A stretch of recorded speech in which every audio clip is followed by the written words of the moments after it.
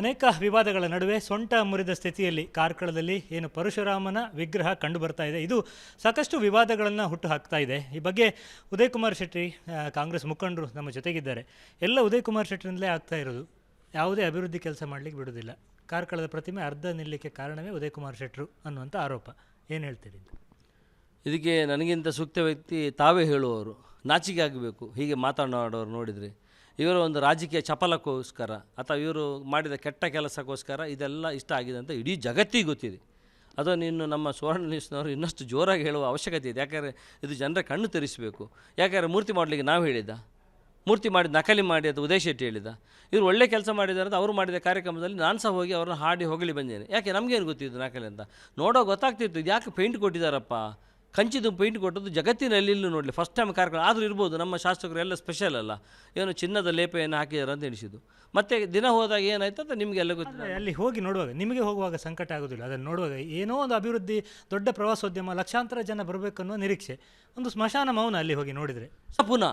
ಯಾಕಂದ್ರೆ ಇವರು ಆಯಿತು ನಾನು ಮಾಡಿದ ತಪ್ಪಾಗಿದೆ, ಇದನ್ನು ಎನ್ಕ್ವೈರಿ ಮಾಡುವವನಿಗೆ ಎನ್ಕ್ವೈರಿ ಮಾಡಿ ಏನಾಗಿದೆ ಅವರಿಗೆ ಪನಿಷ್ಮೆಂಟ್ ಆಗಲಿ, ಮುಂದೆ ಅದು ಸರಿಯಾಗಿ ಆಗಲಿ ಅಂತ ಒಂದು ಮಾತು ಹೇಳಿ ನೋಡಿ. ಅವರು ಇವತ್ತು ಅವರ ಬಾಯಲ್ಲಿ ಬರ್ತಿರೋದು ನಾನು ಮಾಡಿದ್ದು ಕಂಚಿದೆ ಅಂತೇಳಿ. ಹಾಗಾದರೆ ಇಂಥ ಒಂದು ಅಪ್ಪಟ ಸುಳ್ಳುಗಾರ ಈ ಜಗತ್ತಲ್ಲಿ ಇರಲಿಕ್ಕಿಲ್ಲ. ಇಷ್ಟು ಸುಳ್ಳು ಹೇಳುವವರು ಯಾರಾದ್ರು ನೀವು ನೋಡಿದ್ದೀರಾ? ಸುಳ್ಳಿನ ಒಂದು ಹೇಳಿದ ಪರಮಾವಧಿ. ಪರಶುರಾಮ ಥೀಮ್ ಪಾರ್ಕ್ನ ವಿಚಾರಕ್ಕೆ ಬರೋದಾದರೆ ಅದು ಹಾಗಾದರೆ ಹಾಗೆ ಇರಬೇಕು ಅಂತ ಹೇಳ್ತೀರಾ? ಏನು ಕರೆ ಕೊಡೋದಕ್ಕೆ ಬಯಸ್ತೀರಿ ನೀವು? ಯಾರು ಸಾರ್ವಜನಿಕ ವಲಯದಿಂದ ಬಂದರೆ ಬರಲಿ ಅಂತೇಳಿ ಹೇಳಿದ್ರಿ, ಏನು ವಿಷಯ? ಇಲ್ಲ, ತುಂಬ ಜನ ನಾನು ದೇವಸ್ಥಾನ ಧಾರ್ಮಿಕ ಕೇಂದ್ರ ಹೋದಾಗ ಅಲ್ಲಿ ಧಾರ್ಮಿಕ ಚಿಂತಕರು ಮತ್ತು ಒಳ್ಳೆ ಬ್ರಾಹ್ಮಣ ವರ್ಗದವರು, ಅಂದರೆ ಅದರ ಬಗ್ಗೆ ಯೋಚನೆ ಮಾಡುವ ನಮ್ಮ ಧಾರ್ಮಿಕತೆ ಒಳ್ಳೆತನ ಅವರೆಲ್ಲ ಕೇಳಿದರು. ಉದಯ್ ಶೆಟ್ಟರಿಗೆ ಆಯ್ತಲ್ವ, ಆದದ್ದೆಲ್ಲ ಆಗಿ ಹೋಯಿತು, ನಕಲಿ ಅಂತ ಗೊತ್ತಾಯಿತು, ನಮ್ಮ ಸಚಿವರು ಸುಳ್ಳು ಹೇಳಿದಂತ ಗೊತ್ತಾಯಿತು, ಸುಳ್ಳು ಹೇಳಿ ಓಟು ತಗೊಂಡು ಎಮ್ಮೆಲ್ಲೆ ಆದರು ಅಂತ ಹೇಳಿದ್ದು. ಈಗ ಮುಂದೆ ನಾನು ಹೇಳಿದೆ ನಮ್ಮ ಭಾಳ ಸ್ಪಷ್ಟವಾದ ನಿಲುವಿದೆ, ಅದು ಮುಂದೆ ಆಗಬೇಕು. ಆಗೋ ಮೊದಲು ಈಗ ನೀವೆಲ್ಲ ಮಾಡಿದ ನಂತರ ಪುನರಪಿ ಅದನ್ನು ಹೇಳಬಾರ್ದು. ಅಲ್ಲಿ ಒಂದು ದೈವದ ಕುರು ಇತ್ತು ಅಥವಾ ಯಾರ್ದು ಕೇಳಿ ಮಾಡಬೇಕಿದೆ. ಅದಕ್ಕೆ ನಾವೆಲ್ಲ ಒಂದು ಕೂತ್ಕೊಂಡು ಮಾತಾಡುವಂಥ ಒಂದು ಅವಕಾಶ ನೀವು ಯಾರಾದರೂ ಒಂದು ಎದುರು ತಗೊಳ್ಳಿ. ನಾವು ತಗೊಂಡ್ರೆ ಪುನಃ ರಾಜಕೀಯವಾಗಿ ಅದನ್ನು ಬಳಸ್ಕೊಂಡೇ ಆಗುತ್ತೆ. ಹಾಗೆ ಆಗಬಾರ್ದು. ರಾಜಕೀಯವಾಗಿ ಬೇಡ, ಅದಕ್ಕೆ ರಾಜಕೀಯ ಬಣ್ಣ ಬೇಡ. ಅದು ಏನೋ ಪ್ರವಾಸೋದ್ಯಮ. ಯಾಕೆ ನೀವು ನೋಡಿ ಒಂದು ತಟ್ಟಿರಾಯ ನಿಂತಾಗುಂಟು, ಆ ಒಳಗಡೆ ಕಬ್ಬಿಣದ ರಾಡ್ಸ್ ಎಲ್ಲ ನೀವು ನೋಡ್ತಾ ಇದ್ದೀರಿ. ಇದು ಯಾಕೆ ಹೀಗಾಗಿದೆ? ಇಷ್ಟು ಸರ್ಕಾರ ದುಡ್ಡು ಹಾಕಿದೆ, ಇನ್ನು ಆಗೋದಿಲ್ಲ ಅನ್ನೋ ಬಗ್ಗೆ ನೀವು ಪ್ರೆಷರ್ ಹಾಕಿ. ನಾವು ನಮ್ಮ ಸೈಡಿಂದ ಸರ್ಕಾರಕ್ಕೆ ಸಂಪೂರ್ಣವಾದ ಪ್ರೆಷರನ್ನು ಆಗ್ತದೆ ಮಾಡಬೇಕಂತ ಹೇಳ್ತೀವಿ. ಯಾರಾದರೂ ಸಾರ್ವಜನಿಕ ವಲಯದಿಂದ ಬಂದು ಮಾಡೋದಾದರೆ ಓಕೆ ಅಂತ ಸಂಪೂರ್ಣ ಬೆಂಬಲ ಸರ್ಕಾರದಿಂದ ಅದಕ್ಕೆ ನಾವು ಕೊಡ್ತೇವೆ. ಮತ್ತು ಸರ್ಕಾರದಿಂದ ಏನು ಅನುದಾನ ಕೊಡಲಿಕ್ಕೆ ಅದನ್ನು ಕೊಡ್ತೇವೆ. ಅಂದರೆ ಯಾರಾದರೂ ಒಬ್ಬರು ಇನ್ನೊಬ್ಬರು ಸಾರ್ವಜನಿಕವಾಗಿ ಬಂದರೆ ಅವರಿಗೆ ಧಾರ್ಮಿಕ ಚಿಂತನೆ ಎಲ್ಲವನ್ನು ನೋಡ್ಕೊಂಡು ಮಾಡ್ತಾರೆ. ಅದು ಧಾರ್ಮಿಕ ಸ್ಪರ್ಶ ಕೊಡಬೇಕಾ ಬೇಡ ಅಂತೇಳಿ ಚಿಂತನೆಯಾಗಿ ಆಗಬೇಕು. ಬೇಡ ಇದ್ದರೆ ಬೇಡ, ಅದು ಪ್ರಶ್ನಾ ಚಿಂತನೆ ಆದರೆ ಒಳ್ಳೇದು ಅಂತ. ಯಾಕಂದರೆ ಇದು ಪುನಃ ನೀವು 100 ರೂಪಾಯಿ ಖರ್ಚು ಮಾಡಿದ ನಂತರ ನೀವು ಧಾರ್ಮಿಕ ಹೆಚ್ಚಿನ 1 ರೂಪಾಯಿ ಖರ್ಚು ಮಾಡ್ಬೋದು. ನೀವು ಇಲ್ಲಿ ಪುನಃ ಹಾಕುವ 99 ರೂಪಾಯಿ ವೇಸ್ಟ್ ಆಗಬಾರ್ದಲ್ಲ. ಅದು ಎಲ್ಲ ಮಾಡಿದ ನಂತರ ಇನ್ನೊಬ್ರು ಯಾರೋ ಬಂದು ಹಾಗೆ ಆಗಿ ಇವರಿಗೆ ಅಂತ ಹೇಳಿದ್ದು ಮಾಡಿದ ನಂತರ ಅದು ಸೋಡು ಹಿಡಿದದ್ದು ಸರಿ ಇಲ್ಲ, ಅದು ಆ್ಯಂಗಲ್ ಸರಿ ಇಲ್ಲ ಅಂತ ಹೇಳೋದು. ಅಷ್ಟು ದೊಡ್ಡದು ಮಾಡೋ ಯಾರು ಯೋಚನೆ ಮಾಡಿದರೆ ಯಾರು ತಪ್ಪದು? ಉದಯ್ ಶೆಟ್ಟಿ ತಪ್ಪ, ಸುನೀಲ್ ಕುಮಾರ್ ತಪ್ಪ ಅಂತ ನೀವು ಹೇಳಬೇಕು. ಅದನ್ನು ಅಂದರೆ ಅದು ಪ್ರವಾಸೋದ್ಯಮ ಕ್ಷೇತ್ರ ಆಗಿ ಮುಂದುವರಿಬೇಕಾ ಅಥವಾ ಧಾರ್ಮಿಕ ಕ್ಷೇತ್ರ ಆಗಬೇಕಾ ಅನ್ನೋದು ಒಂದು ಪ್ರಶ್ನಾ ಚಿಂತನೆಯ ಮೂಲಕ ಆದರೆ ಒಳ್ಳೆಯದು ಅಂತ. ಹೌದು, ಎರಡು ಯಾವುದಂತಂದು ಡಿಸೈಡ್ ಮಾಡಿ ಮುಂದೆ ಹೋದರೆ ಒಳ್ಳೆಯದು ನನ್ನ ಅಭಿಪ್ರಾಯ. ಮತ್ತು ಅದರ ಜೊತೆಗೆ ಅದನ್ನು ಯಾರೇ ಒಳ್ಳೆಯವರು ಬಂದು ಅಸಲಿ ಕಂಚಿನ ಮೂರ್ತಿಯವರು ಮಾಡೋರು ಬಂದು ಯಾರೇ ಮಾಡಿದ್ರೆ ಸಂಪೂರ್ಣ ಸಹಕಾರ ಇದೆ. ಅಂದರೆ ಅಲ್ಲೊಂದು ದೈವ ಸಾನ್ನಿಧ್ಯ ಇತ್ತು, ಹೀಗೆಲ್ಲ ಚರ್ಚೆ ಇತ್ತು ಅಲ್ಲಿ. ಅದು ಹೌದಾ? ಏನು ನಿಮ್ಗೆ ಏನು ಹೇಳ್ತಾರೆ ಊರಿನ ಜನ ಏನು ಹೇಳ್ತಾರೆ? ಅಲ್ಲಿಯ ಹಿರಿಯರೆಲ್ಲ ಬಂದಾಗ ಅವ್ರು ಹೇಳಿದರು, ನಾವೆಲ್ಲ ಹಿಂದೆ ದನ ಮೇಯಿಸ್ತಾ ಅಥವಾ ಗುಡ್ಡೆ ಇದೆಲ್ಲ ತೊಗೊಂಡು ಹೋಗ್ತಾ ಇದ್ರಲ್ಲ ಹಿಂದೆ ಎಲ್ಲ. ನಾವು ಸಹ ಹೋದವರೇ, ನಮ್ಮ ಊರಿನಲ್ಲಿ ನಾವು ಹೋದವರು. ಇಲ್ಲಿ ನಿಮ್ಗೆ ಗೊತ್ತಿಲ್ಲ ಉಮ್ಮಿಕಲ್ ಬೆಟ್ಟದ ಬಗ್ಗೆ. ಅಲ್ಲಿ ಹೋಗುವಾಗ ದೇವರದ್ದು ಪಾದದ ಕುರು ಇತ್ತು, ಮತ್ತು ಅಲ್ಲಿ ಬಂಡೆಯ ಮೇಲೆ ನೀರು ಒಂದಿತ್ತು ಎಲ್ಲ ಹೇಳ್ತಾರೆ. ಹಾಗೆ ಇರ್ಬೋದಲ್ಲ ಏನಾದರೂ. ಅದು ಇಲ್ಲ ಅಂತಾದರೆ ಪ್ರಶ್ನೆ ಹಾಕಿದ ಕೂಡಲೇ ಬರ್ತದೆ. ಇದನ್ನು ಅವಶ್ಯಕತೆ ಇಲ್ಲ, ಇದನ್ನು ನೀವು ಮಾಡಿ ಥೀಮ್ ಪಾರ್ಕ್ ಮುಂದುವರಿಸಿ ಒಂದು ಕೇಳಬೇಕಾದ್ರೆ ಏನಾಗಬೇಕು?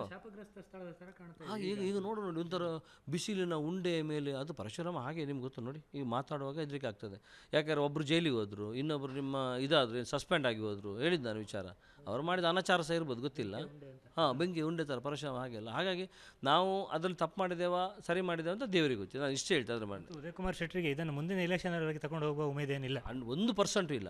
ಎಷ್ಟು ಶೀಘ್ರವಾಗಿ ಅದಾಯಿತು ಅಷ್ಟು ನಾನು ಸಂತೋಷ ಪಡುವ. ಯಾಕಂದರೆ ಬೈಲೂರಲ್ಲಿ ಹೋಗುವ ನಮ್ಗೆ ಅದು ಯಾಕಂದ್ರೆ ತುಂಬ ಜನ ನೋಡುವಾಗ ಅದು ನೋಡ್ಲಿಕ್ಕೆ ಒಬ್ಬರು ನೋಡ್ತಾರೆ ಅಂತೇಳಿ ಅಲ್ಲ, ಅದು ಹಾಗೆ ಬಿಡಬಾರ್ದು.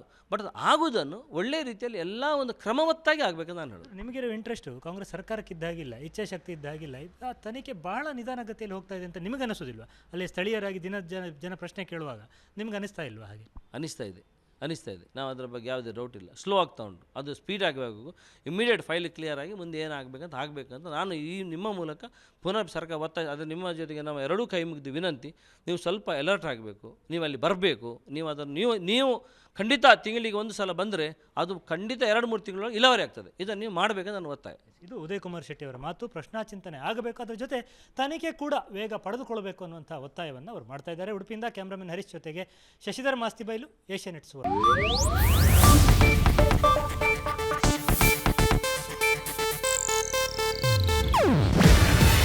ಇದು ಏಷ್ಯಾನೆಟ್ ನ್ಯೂಸ್ ನೆಟ್ವರ್ಕ್ ಪ್ರಸ್ತುತಿ.